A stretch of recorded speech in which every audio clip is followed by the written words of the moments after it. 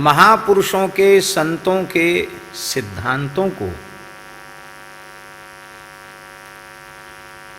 ज्यों का त्यों अक्षरशः अपने जीवन में उतारना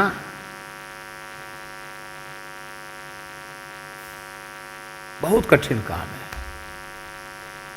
हम तो ये कहते भगवान के पास रहना सरल है, संत के पास रहना कठिन। उनको प्रसन्न करना बहुत कठिन है।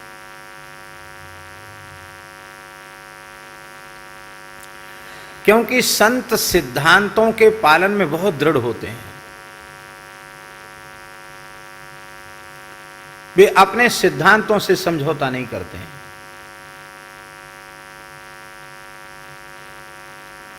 बक्सर वाले श्री नारायण दास जी भक्तमाली जी मामा जी को आप सबने देखा है, उच्च कोटि के महात्मा थे। परम श्रद्धे श्री करह वाले महाराज जी, करह बिहारी सरकार, अनंत श्री संपन्न श्री स्वामी रामदास जी महाराज सिद्ध पुरुष थे, भगवत प्राप्त महापुरुष थे।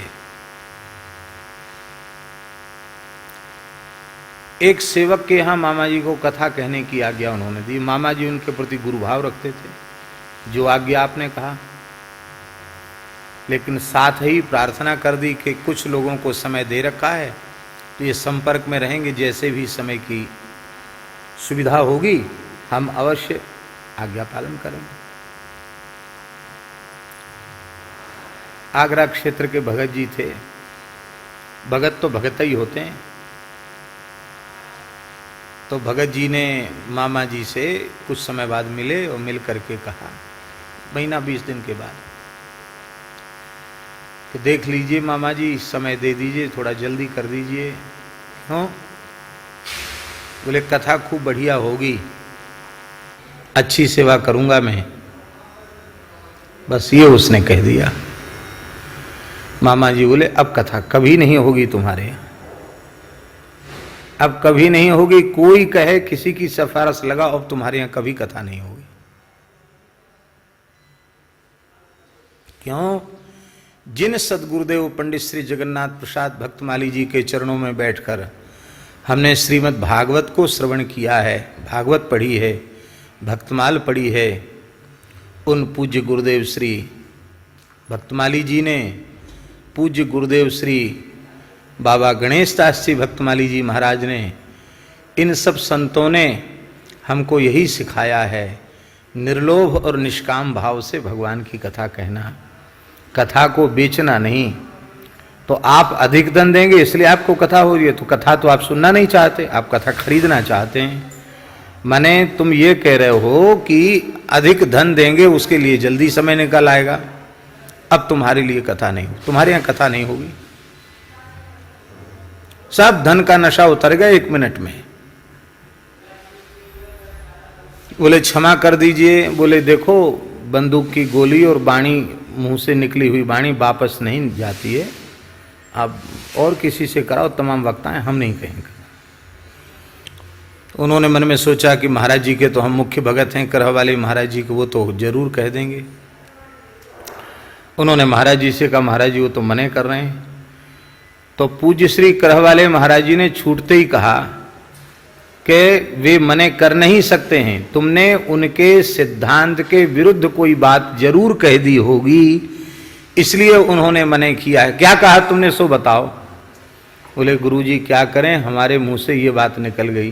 बोले अब तो हमारे हाथ से भी बात निकल गई, अब हम दोबारा उनको नहीं कह सकते कि वे तुम्हारे यहाँ कथा कहें। नहीं हुई कथा। गरीब से गरीब के यहां अपनी पोथी, अपना सामान और अपना हारमोनियम सिर पे रख के पैदल चल के मामा जी चले गए और गांव गरीब से गरीबों के घर में कथा सुना के आए। लेकिन बड़े से बड़े करोड़पति अमीर लोग उनको स्वीकृत करके उन्होंने अस्वीकृत कर। यह है संतों का सिद्धांत पालन। एक जगह कथा थी, उस कथा में आजकल तो अब ये बैनर इस पर क्या कहते हैं, होर्डिंग पर छप जाते हैं, तो इसमें ज़्यादा मेहनत नहीं पड़ती है। क्या कहते इसको, होर्डिंग, हाँ, तो वो छप जाते हैं आजकल, तो ज्यादा समस्या नहीं होती है।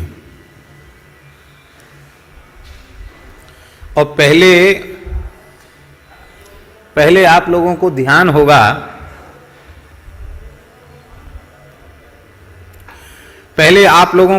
होगा,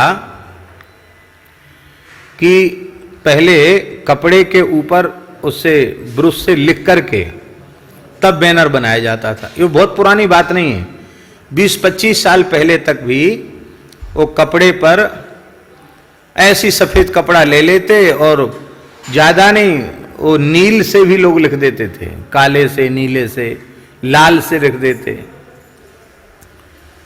और गांव देहातों में तो हमने देखा कि अच्छे पेंटर भी नहीं होते थे जो बढ़िया अच्छी लेख में लिखें। गांव के लोग ही टेढ़े मेढ़े अक्षरों में कथा इतने तारीख से इतने तारीख तक, कथावाचक व्यास जी का नाम, बस। अब वो खुद कलम से उसको ब्रश से लिखना पड़ता था, इसलिए वक्ताओं की ज्यादा उपाधियां भी नहीं लिखी जाती थी। ज्यादा कपड़ा खर्च हो जाएगा, ज्यादा श्रम पड़ेगा, तो कम उपाधियों में भी काम चल जाता था। और बैनर भी 2-4 बैनर, बहुत बड़े कथावाचक होते तो 2-4 बैनर उनके लिख जाते थे, और नहीं तो एक ही बैनर रहता था, ज्यादा बैनर नहीं होते थे।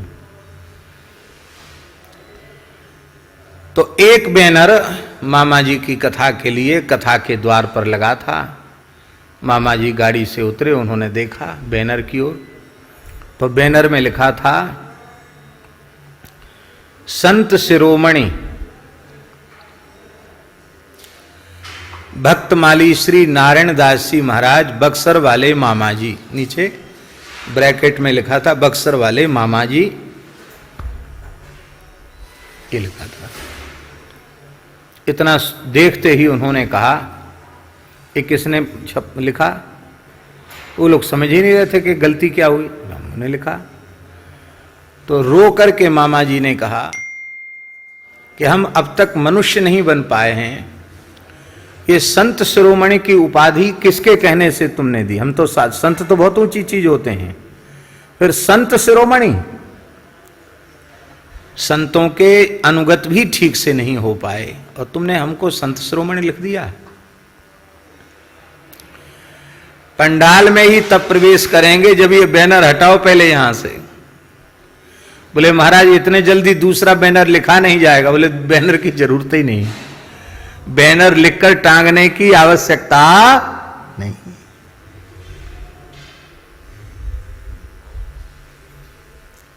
केवल सिद्धांत बोलते नहीं है, सिद्धांतों को जीते हैं।